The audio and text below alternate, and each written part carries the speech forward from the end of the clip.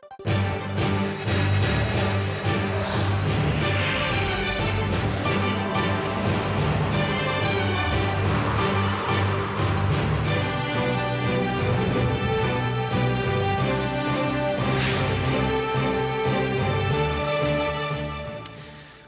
evening. It's Saturday, the 16th of August. You're tuned in to our 6 p.m. newscast coming to you from Arirang's news centre in Seoul. It's very good to have you with us. I'm Mark Broom.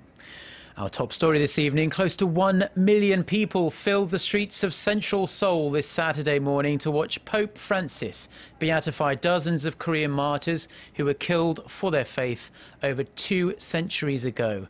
Cheers rang out through the air when Francis declared the 124 pioneers of the Korean Catholic Church blessed and one step closer to sainthood. Our Myung-kil starts us off. The beatification of Paul Yun Ji-chung and 123 fellow martyrs was held at Gwanghwamun Square in central Seoul, with hundreds of thousands of people in attendance. Those blessed by the Pope were among the 10,000 Korean believers killed for their faith by the rulers of the Joseon Dynasty in the 18th and 19th centuries. Beatification brings them one step closer to sainthood. Today, we celebrate this victory in Paul Yun Ji-chung and his 123 companions.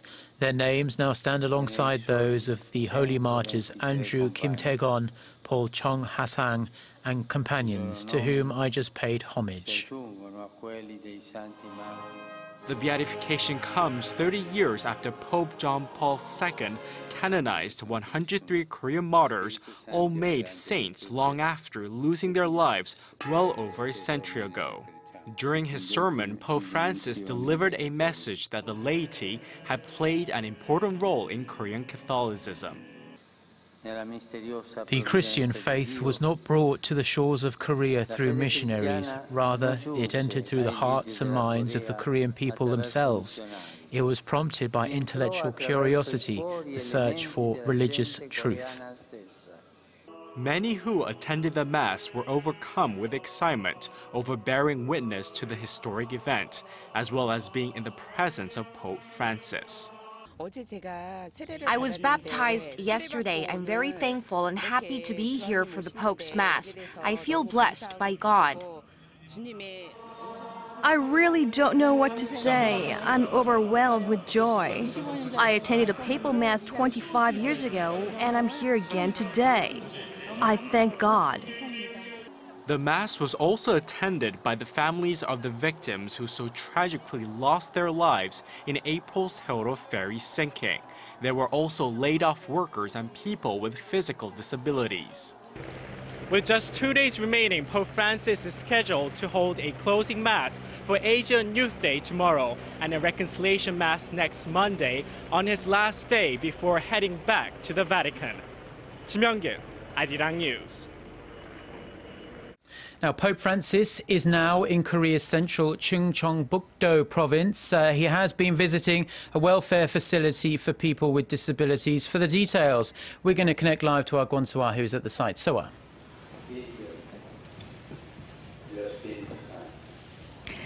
Hi, Mark. Now, as you know, Pope Francis especially cares for the sick and poor, and for that cause, he came over here to Gotdongnae, or Flower Village, that would be in English, to meet with the disabled and also around 200 other residents here.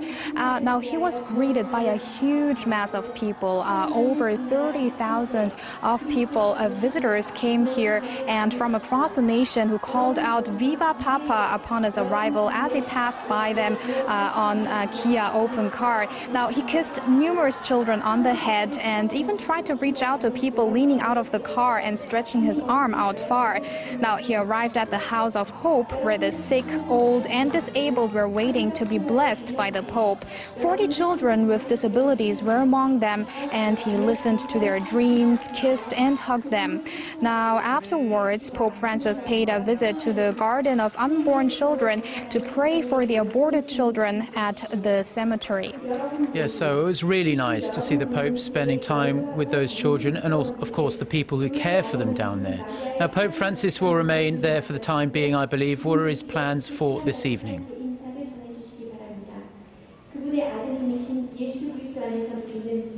Well, around 4,400 Catholic believers are gathered right now with the Pope.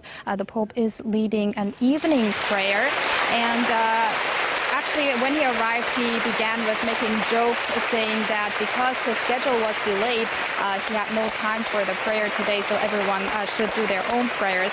Of course, this was just a joke, and the Pope told the religious followers to whatever their particular contribution to the Church's mission is, to continue to promote in their communities, saying their contribution is essential for the future of the Church in Korea and throughout Asia.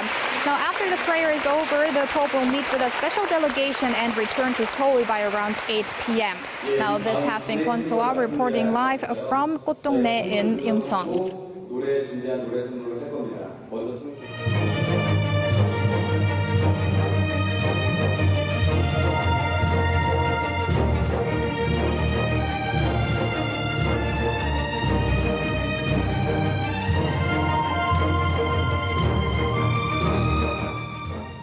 Now, in the rest of the day's news, North Korea has condemned South Korea's efforts to encourage the international community to collectively urge Pyongyang to give up its nuclear ambitions, calling Seoul's move a quote-unquote blind act of beggars, referring to the ASEAN Regional Forum that came to a close last weekend.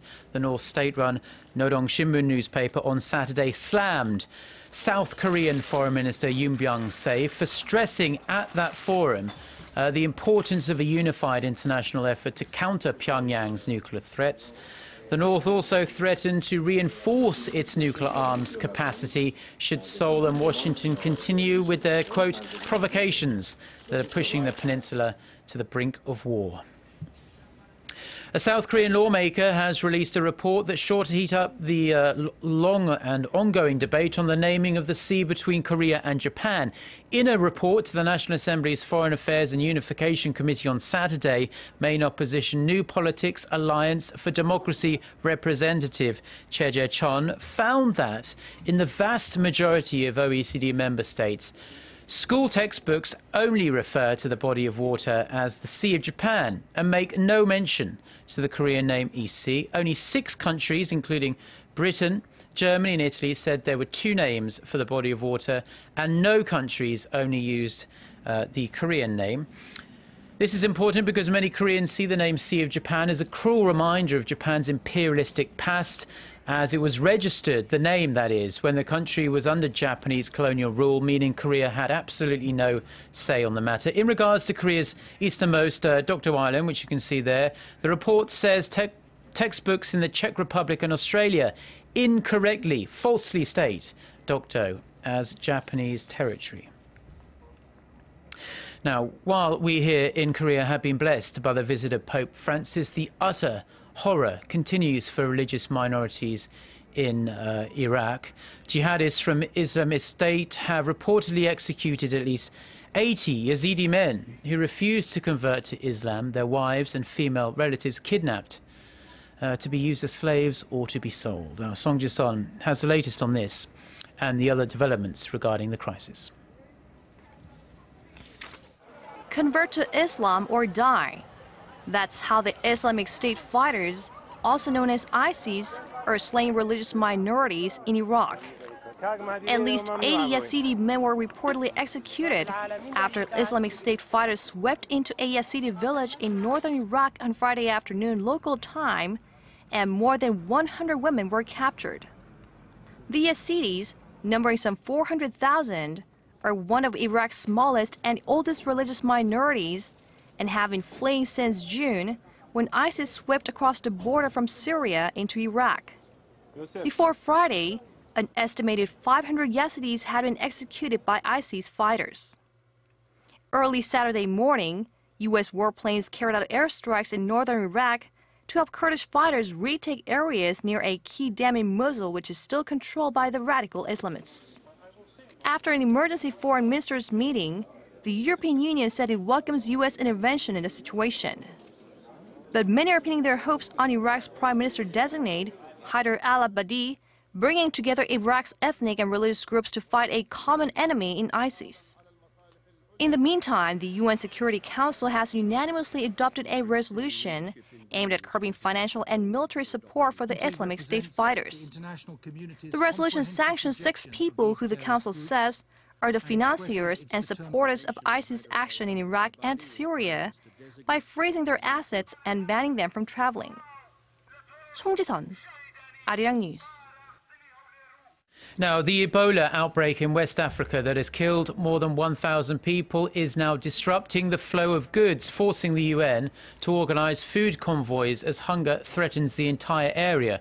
Observers say military-controlled roadblocks and fear of the virus are increasingly impacting the food supply in the 3 countries worst affected, namely Liberia, Guinea and Sierra Leone. The severe lack of fruit and vegetables has forced dozens of markets to close, and the price of rice and other staple foods is soaring in areas under quarantine. The UN World Food Programme, which is preparing a regional emergency operation to bring food by convoy to the needy, says some 1 million people in isolated areas might need food assistance in the coming months. Earlier this week, the World Health Organization warned the outbreak could last for months and that its size may be vastly underestimated. Now, on a different note, Korean period blockbuster Roaring Currents has sailed past Avatar to become the all-time most successful film at the Korean box office.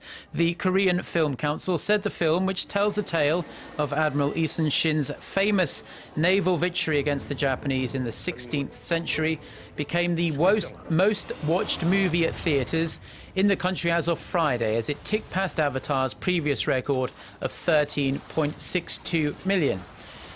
Roaring Currents only came out about 2.5 weeks ago, so it's poised to go even higher than that. The movie, directed by Kim Han-min and starring Chae Min-sik as Admiral Lee, is also the most successful Korean film of all time, having broken the record set by the host some 8 years ago. Well, that's all we have for now. Do enjoy the rest of your Saturday wherever you are watching us, and stay tuned to Arirang TV. I'll be back again for our next newscast at 10 p.m. Korea time. Until then, goodbye.